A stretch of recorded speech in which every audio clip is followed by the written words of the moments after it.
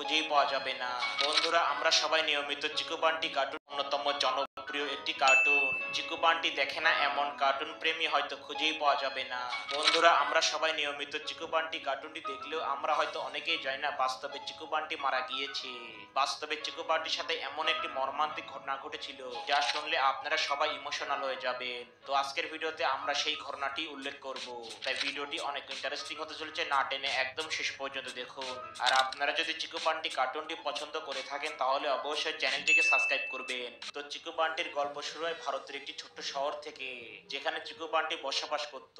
ছোটবেলায় থেকে চিকু বান্টি অনেক দুষ্ট প্রকৃতির ছিল, তারা সব সময় দুষ্টুমি করত।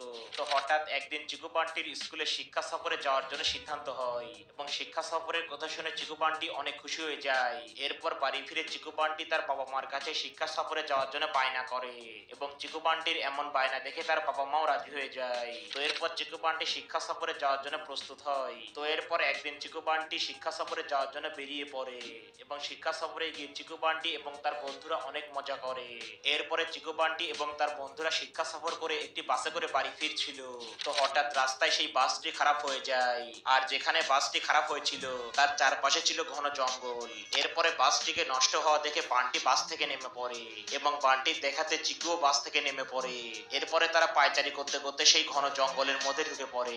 এরপরে তারা সেই জঙ্গলের ভেতরে ঢুকে হারিয়ে যায় এবং জঙ্গল থেকে বেরোনোর পথ না পেয়ে তারা অনেক কাঁদতে লাগে।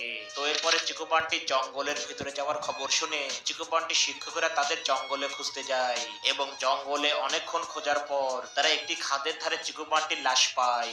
মূলত ধারণা করা হয় হিংস্র কোনো প্রাণীর আঘাতে চিকু বান্টির প্রাণ গিয়েছিল। তো বন্ধুরা, মর্মান্তিক এই ঘটনা শুনে আপনাদের অনুভূতি কি সেটা অবশ্যই কমেন্টে জানান। আর এমনই ভিডিও পেতে অবশ্যই আমাদের চ্যানেলটিকে সাবস্ক্রাইব করবেন।